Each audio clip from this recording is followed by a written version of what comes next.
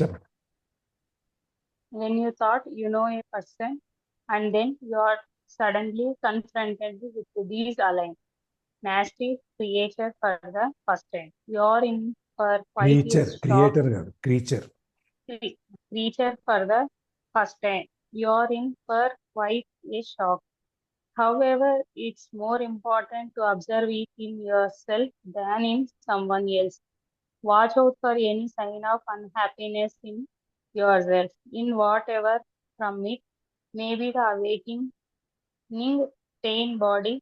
This can take the form of irritation, impatience, a somber mood, a desire to hurt, anger, rage, depression, a need to have some drama in your relationship, and so on. Catch it the moment it awakens from its dormant state. Government state.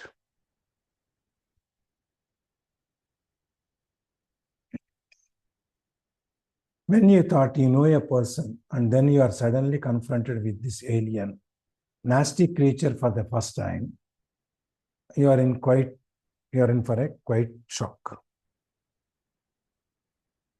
When you thought you know a person, ఒక వ్యక్తి మనకు తెలుసు. Suppose వచ్చి కసబ్ ఉన్నాడు అనుకోండి. కసబ్ అంటే ఎవరు?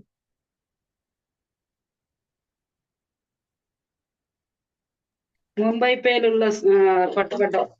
Yes, వాడు ఉన్నాడు అనుకోండి. వాడి గురించి మనకు తెలుసు, ఉన్నాం కదా. ఒక్కసారిగా ఎదురు పెడితే మనకు ఎట్లుంటుంది? మనకి ఒకసారిగా ఎదురొచ్చాడు అనుకోండి, మనకి షాక్లోకి వెళ్ళిపోతాం కదా.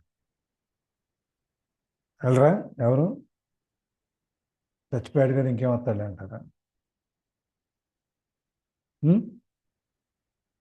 హలో, షాక్ అవుతారు సార్. షాక్ అవ్వం కదా. అవుతాం, మరి అవుతామని చెప్పలేము. మరి ఎవరు 13 మంది ఉన్నాం అంటే మిగతా వాళ్ళు ఎవరు అవ్వట్లేదు. ఎవరు రైత?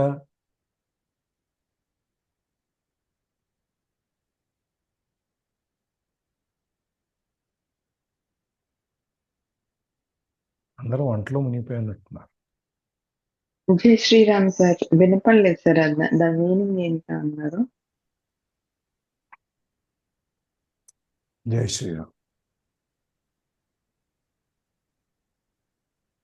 ఒక వ్యక్తి గురించి మనకి పరిచయం తెలిసి ఉంటుంది, కానీ వ్యక్తిని మనం కలిసి ఉండం. ఎప్పుడు సడన్గా మన కళ్ళ ముందుకు వస్తే మనకి ఎట్లా ఉంటుంది?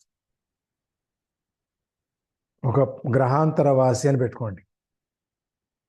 గ్రహాంతరవాసిని మనం తెలుసు, మనకు ఇట్లా ఒక సినిమాల్లో వాడు ఒక రూపం ఇచ్చి ఆ రూపాన్ని మనకు మళ్ళీ మైండ్లో ప్రింట్ చేసేసాడు కదా. ఇప్పుడు సడన్గా ఆ రూపంలోనే ఒక గ్రహాంతరవాసి మన ముందుకు వచ్చింది అనుకోండి, మీకు ఎట్లా ఉంటుంది? చాలా ఆశ్చర్యంగా ఉంటుందండి. చాలా ఆశ్చర్యంగా ఉంటుంది. షాక్ అయిపోతాం ముందు మనం. అవునండి. తర్వాత మైండ్ పనిచేయదు, బ్లాంక్ అయిపోతుంది.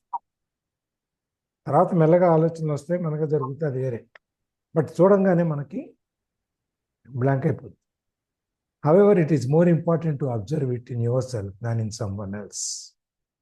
ఇట్లాంటి మాన్స్టర్స్, ఇట్లాంటి క్రీచర్స్, ఈ జీవులు మన లోపల కూడా ఉన్నాయి. మనకి తెలుసు ఈ పెయిన్ బాడీ గురించి, వీటి గురించి.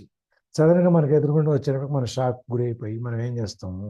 తెలియకుండానే మనం విచిత్రంగా మనం ప్రవర్తించడం మొదలుపెడతాం. అందుకని నువ్వు ఎక్కడో ఎతికే బదులు దాన్ని నీ లోపలే ఉంది ఆ క్రీచర్ అనేది. దాన్ని ఆ నాస్టిక్ క్రీచర్ అంటే ఒక పురుగు, విష పురుగు అనేది. లేకపోతే మనం ఆ బొద్దింక ఏం చెప్పినా కూడా దాన్ని మనకి పట్టుకోవాలని చూడాలంటే మనకి ఎలర్జిటిక్ ఉంటుంది. అట్లాంటిది మనకి లోపలే ఉంది, దాన్ని నువ్వు చూడు. Watch out for any sign of unhappiness in yourself in whatever form. నీ శరీరంలో ఉన్న unhappiness, any sign of unhappiness నీలో ఉన్న అసంతోషం లేకపోతే ఆ బాధ ఏదైనా కానివ్వండి, అది నీకు చూడు, నీ లోపల ఉన్నదాన్ని ఏ ఫామ్లో అయినా ఉండొచ్చు, ఏ రూపంలో అయినా ఉండొచ్చు, దాన్ని చూడు. It may be the awakening pain body. బహుశా ఆ క్రీచర్ ఏదైతే ఉందో, ఆ జీవి ఏదైతే ఉందో, అది లోపల ఉన్న పెయిన్ బాడీని లేపటానికి ప్రయత్నం చేయొచ్చు. ఒకసారి కనుక మనం ఆలోచన తుట్టని కదిలిస్తే అది తేనె తుట్టులాగా అయిపోద్ది. ఆ ఈగలన్నీ మన మీద పడతాయి కదా మనం కదిలిస్తే. ఎవరి మీద పడతాయండి? మన మీదే పడతాయండి. మన మీదే పడతాయి. మనమే కదా దగ్గర ఉంటాం, ముందు దానికి రాయేసి.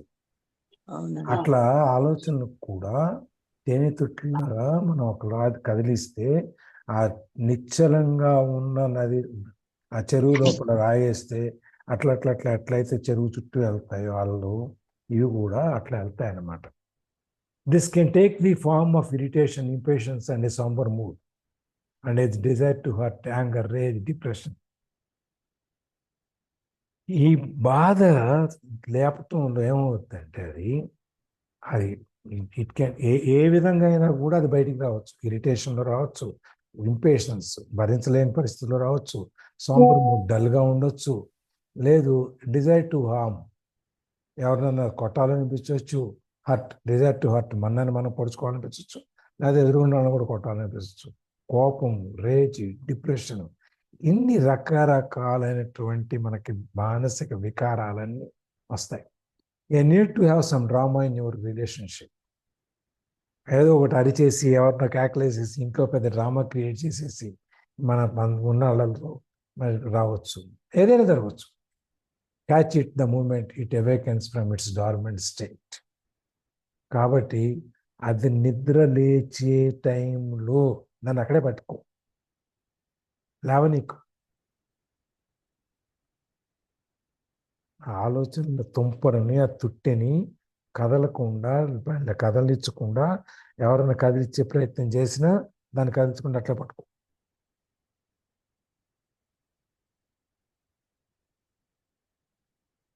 కదిలించని బాకు, కదిలిస్తే బాధపడేది మనమే. అది మెల్లమెల్లమెల్లగా అది దాంతో అదే వెనక్కి వెళ్ళిపోవాలి. అందుకని ఆలోచన తేనె తుట్టని కదిలించకుండా దాన్ని అక్కడ ఆపేయి. అంటే మన పెయిన్ బాడీలో నుంచి డిజాల్వ్ చేయటం ఎట్లా అనే దాని గురించి చెప్తున్నాడు అనమాట. ఇది ఇక్కడ దాకా ఆపుదాం, మళ్ళీ ఇక్కడి నుంచి రేపు చూద్దాం. ఓకే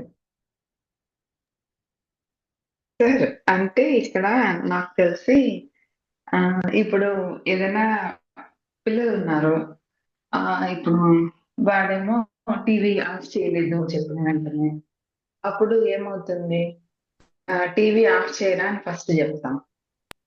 సరే ఆఫ్ చేయడు, ఇంకొక 10 minutes అవుతుంది, మళ్ళీ టీవీ ఆఫ్ చేయని చెప్తాం. ఇంకా 2 సార్లు 3 సార్లు అయిన తర్వాత ఓపిక పోతుంది అనమాట. అప్పుడు మనలో కొత్త క్రియేచర్ అనేది పుట్టుకొస్తుంది అనమాట. మన లోపల అప్పుడు నువ్వెప్పుడు ఇంతే, నువ్వు పుట్టినప్పటి నుంచి మొత్తం దండకం చదువుతావు. అంతే కదా. సో అది తేనె పుట్టలాగా కదిలించినట్టు ఒకదాని తర్వాత ఒకటి, దాని నుంచి వాళ్ళ నాన్నకి, వాళ్ళ కూతురికి, వాళ్ళ అమ్మకి, అందరికి వెళ్తుంది. ముందు వాళ్ళ నాన్న మీదకి వెళ్తుంది. అదే జ్యోతి, వాస్తవాలు అలా ఒప్పేసుకోకూడదమ్మా. నిజాయితీ కదా. లేదు, కనెక్ట్ అవుతుంది కదా. వాళ్ళ నాన్న వెళ్ళిపోతుందిలే, ప్రవాహం ఎక్కడ వరకు వెళ్తుందో తెలియదు. వాళ్ళ నాన్న మీదకి వెళ్తుంది, తర్వాత వాళ్ళ అమ్మ మీదకి వెళ్తుంది, వాళ్ళ నాన్న వాళ్ళ అమ్మ మీదకి. మన గురించి మనం అలా ఒప్పేసుకుంటే ఎలాగా? సో అట్లా ఆ అది కనెక్షన్ అనేది అది తిరుగుతా ఒకసారి ఉంటుంది. అట్లయితే, అదిగా జ్యోతి, అట్లయితే పర్వాలా.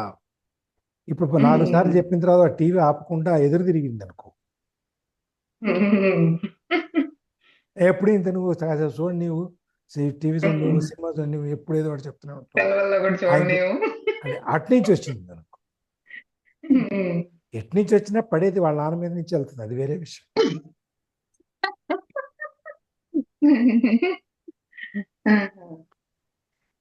సో ఫాదర్స్ డే స్పెషల్ అన్నమాట. అది సో అట్లా మనకే తెలియకుండా ఆ కోపంలో మాత్రమే మనకే తెలియకుండా ఒక క్రీచర్ అనేది లోపల ఉంటది. సో బయటకు అది వస్తుంది. బయటకి రాకుండా మెయిన్ థింగ్ అక్కడితో అది కట్ చేయాలి. నువ్వు టీవీ ఆపలేదు అంతే, అక్కడికి అది నీ వర్క్ చేసి టీవీ వేసుకో అంతే. అక్కడికి అది కట్ చేస్తే ఇంకెళ్ళదు. మెయిన్ మనం వెనక్కి వెనక్కి వెనక్కి వెళ్ళిపోతా ఉంటాము. సో అది ప్రాబ్లమ్స్ వస్తాయి టీవీ ఆఫ్ మోస్ట్లీ చేయక్కర్లా, అదే. టీవీ ఆఫ్ చేయక్కర్లా, ఛానల్ మార్చమంటేనే జరుగుతుంది ఇదంతా.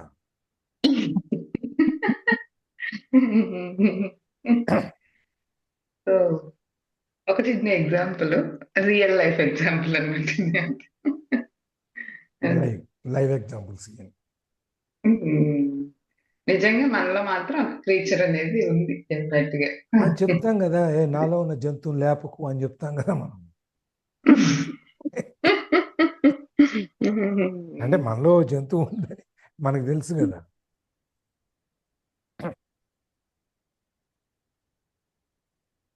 మనం ఈ క్షణంలోకి రావటానికి చూడండి, అది ఎంత చక్కగా ఎక్స్ప్లెయిన్ చేసుకొస్తున్నాడు మన హ్యూమన్ సైకాలజీ క్యారెక్టర్ని.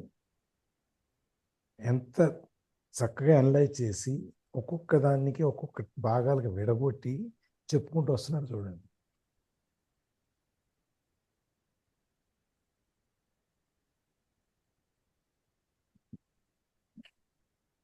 కానీ సార్ బాధ చెప్పుకుంటే తగ్గుతుంది అంటారు కదా, అది కూడా ఒకటేమో మేబీ. కానీ బాధ చెప్తున్న కొద్దీ పెరుగుతుంది కూడా సార్, తగ్గదు. అది కూడా. మనం ఆ ఫీలింగ్ వదిలేదాకా మనలో వదలదు కదా. అది చెప్తూ ఉంటే ఇంకా పెరుగుతుంది అనమాట. ఇంకా ఏదో వస్తుంది, ఇంకేదో వస్తుంది, ఇంకేదో వస్తుంది. దాన్ని స్టార్ట్ చేయకుండా ఉంటే ఏ గోల లేదు అది అన్నట్టు మనం అన్నమాట. ఎవరికి చెప్తున్నామా అనే దాన్ని బట్టి ఉంటది, దాని తీవ్రత Yes. పెరుగుతుందా తరుగుతుందా. ఎస్, మనం చెప్పే వారి స్థాయిని బట్టి అది వెంటనే అప్పటిదాకా బస్తా మోస్తాము, దూది పిండి అయిపోతుంది. అదర్వైజ్ ఒక్కొక్కరికి చెప్పామంటే అది బస్తాకి అది డబల్ అవుతుంది, మొత్తం బెండ్ అయిపోతాం అనమాట. అవతల అందుకే మళ్ళీ మనకి ఎవరికి షేర్ చెప్తున్నామని చేసుకొని decide ధైర్యం చేసుకోవాలి. చెప్పేవాళ్ళు అయితే తగ్గుతుంది. అంతే. నీ బాధ ఎవరితో పంచుకోవాలి అంటే నీ బాధను అర్థం చేసుకుని అర్థం చేసుకో. నీకు ధైర్యం చెప్పి ఆ బాధలో నుంచి నిన్ను బయటికి తీసుకురాగలిగిన వాడితో చెప్పుకోవాలి. అది God ఎవరైనా presence అలాంటి వాళ్ళు ఉంటారు. ఉంటారు, ప్రతి ప్రతి వ్యక్తికి ఒక్కరికి ఎవరో ఒకరు ఒకరు ఉంటారు. Yes, sir.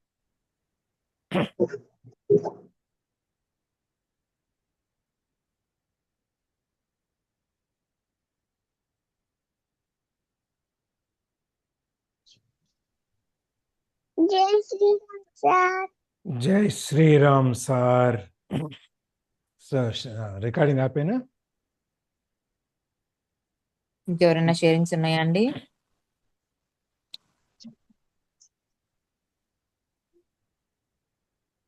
స్టాప్ చేయండి. లలిత ఏదో చెప్తుందని. లేదు సార్, హర్షిత వీడియో ఆన్ చేయమని మీరు రికార్డింగ్ ఆపిన తర్వాత చెప్దామని.